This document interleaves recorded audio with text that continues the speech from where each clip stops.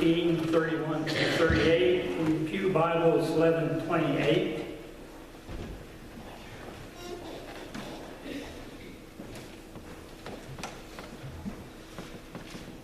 Jesus predicts Peter's denial. When he was gone, that's talking about Judas, Jesus said, "Now the Son of Man is glorified, and God is glorified in him. If God is glorified in him, God will glorify the Son in himself, and will glorify him at once. My children, I will be with you only a little longer. You will look for me, and just as I told the Jews, so I tell you now, where I am going, you cannot come. A new command I give you, love one another. As I have loved you, so you must love one another. By this everyone will know that you are my disciples, if you are love one another." Simon Peter asked him, "Lord, where are you going?" Jesus replied, "Where I am going, you cannot follow now, but you will follow later." Peter asked, "Lord, why can't I follow you now? I will lay down my life for you." And then Jesus answered, "Will you really lay down your life for me? Very truly, I tell you, before the rooster crows, you will disown me 3 times.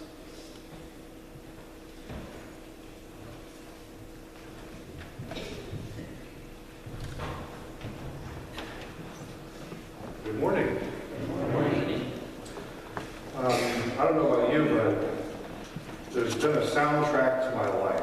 You know, music is, every generation has its own music. Every generation has kind of the songs that it knew, and will carry those songs forward into the future. And usually that's the generation that you're a part of. But because I was a construction worker, we would have job site radios, and sometimes you can't even have that, but when you'd have a job site radio, it seemed like the only kind of music that everybody could stand to listen to at the same time was the music of the 70s, the rock music of the 70s. There's something about that music that transcends a lot of things about culture, a lot of things across the generations. So for like a decade of my life on the job site, I heard the music of 2 generations earlier. That's all I heard, it would seem. Because if you put anything else on the radio, somebody would complain about it. I want to read for you some lyrics for this song by a band called Supertramp. You've probably heard of them. They all kind of sound the same, like Boston, Foreigner, Supertramp, it's kind of a 70s thing. But I want to read the lyrics from this song. It describes the kind of experience that most of us have of growing up, of finding the childlike wonder of our lives fade away and replaced by kind of the cruel realities of living in a sinful and broken world. The song is called Logical Song. And I'm not going to sing it for you, you wouldn't want that. But I will read it. I'll try to read it a little bit like the song, you'll probably recognize it. When I was young, it seemed the life was so wonderful. A miracle, oh, it was beautiful, magical. And all the birds in the trees, well, they'd be singing so happily, joyfully, playfully watching me. Then they sent me away to teach me how to be sensible, logical, responsible, practical. And they showed me a world where I could be so dependable, clinical, intellectual, cynical. And then it goes into the chorus. There are times when all the world's asleep, the questions run too deep for such a simple man. Won't you please, please tell me what we've learned? I know it sounds absurd, but please tell me who I am. The chorus speaks of this kind of feeling like you're alone, asking these deep questions of meaning. The feeling maybe the whole rest of the world's asleep and you're the one that's wondering, why are we here? You know, who am I? Why does it matter? It's the cry of a person who just wants the world to be simple, like when you're a child. And these are fundamental questions that we all ask, these questions of meaning. We recognize as Christians that we have some answers to these questions, these deep questions of meaning. We recognize that we understand the fallen nature of humanity. We understand that we live in a sinful, broken world, that our ancestors brought this into the world. And we long for a redeemed creation, a restored creation, where once again we experience the kind of innocence of Adam before the fall. And as we come before God and we ask Him to tell us who we are, we experience what it means to become a child of God, to become a child again almost, to regain a little bit of a taste of that innocence that we might have as a Christian community. We get to experience being a part of something where the love runs deep. The love that we have for each other is supposed to run deep through us as we become the community of Christ, the community that makes God known in the world. And I remember in early recovery, if you're new here, I used to be a heroin addict. I've been clean and sober for 16 years. But I remember when I was first getting clean and sober and I started going to church, and I remember the love that I saw there. It was such a different kind of love. People cared about me. They didn't understand the first thing about me. We were from completely different worlds, but they loved me, and they shared that love with me. And I knew that church was a safe place. I knew that it was a place where people genuinely loved each other, where God's love was made known. And it wasn't powerful arguments from philosophical reasons about the existence of God that softened my heart. It wasn't having somebody who could answer all my baffling questions about the Bible that made a huge difference in my life. It was that I saw that there was this kind of love that God brought that I didn't realize was possible. I didn't realize people who weren't family could have that kind of love. It was so different from the kind of experience I had growing up in like a meth house. I mean, it was night and day to see a Christian community of people who were excited to see me, who cared about my life, and asked me how I was doing, and didn't just go through this social ritual of like, how are you doing? I'm fine. The weather's nice, isn't it? I mean, it was deeper than that. It was something that was truly wonderful. And so as people in the church, like, they tried to hug me and stuff, it really freaked me out. But I was baffled by the people, that people would want to do that people loved me enough, cared for me enough, and just accepted me as I was. So we each come to experience Christian community in different ways. Some of us have had profoundly bad experiences with Christian community. They've experienced legalism, they've experienced people who don't have their best interests in mind, people who are more concerned with how things look on the outside and how things are really working on the inside.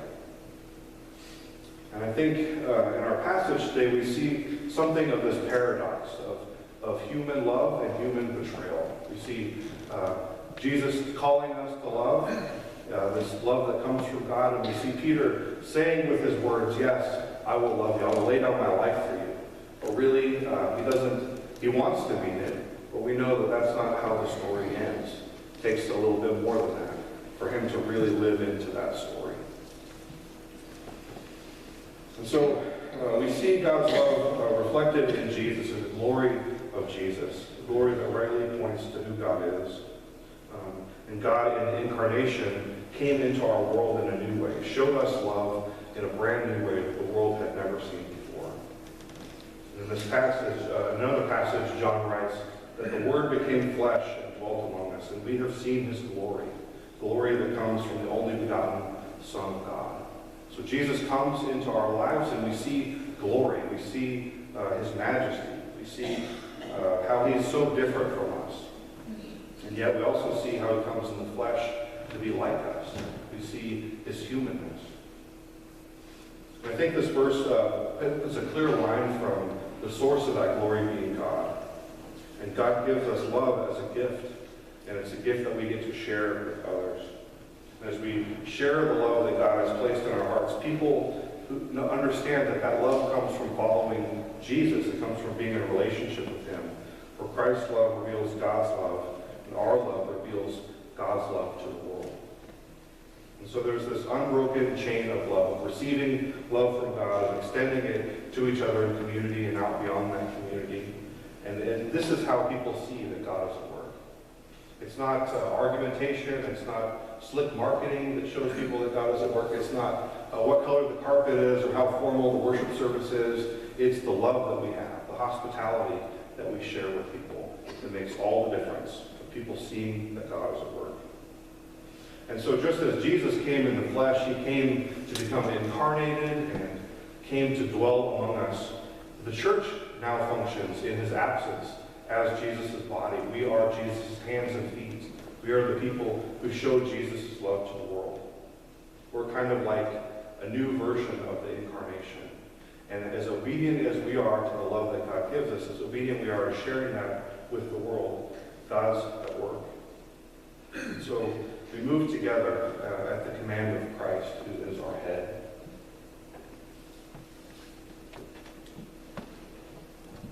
But what does it mean that Jesus commanded us to love? I mean, when you think of love, we think about love as a gift to be shared. We don't think about a command. I see two significant ways that we are commanded to love, what that really means. The first is related to the church being Christ's body.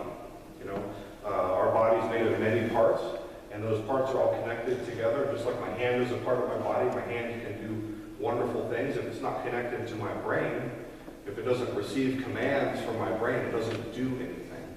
Might as well be dead. And just like we are connected with Christ, we function together. As we find ourselves more and more connected with Christ, we find ourselves more and more connected with each other. And so a part of us, apart from God, we can do nothing. But with God together, we can do amazing things for the kingdom. And so as we love one another, we draw nearer to God, and we draw nearer to one another in the process. The second thing about this love being a command harkens back to the commandments, you know, the 10 commandments of God, the covenant that Abraham received, Moses received on Mount Sinai. And we see these commandments, we think sometimes about rules and regulations. We think about the do's and the do-nots. But for God's people, this was more than just a list of things that you shouldn't do or things that you should do. On Mount Sinai, God invited his people into a covenant relationship with him, in which he would be their God, and they would be his people. And what God wanted from this covenant relationship was a people who would show to a world that was watching what it was like for the people of God to live out the will of God. A commitment to the heart of God, a heart of mercy, a commitment to God's core values of justice and righteousness. I don't know what you think about Rob Bell. He's kind of a controversial figure, but I want to read a little bit of a book that he wrote. It talks about this understanding of the Old Testament. He writes, "The Hebrew Scriptures have a very simple and direct message. God always hears the cry of the oppressed. God cares about human suffering and the conditions that cause it.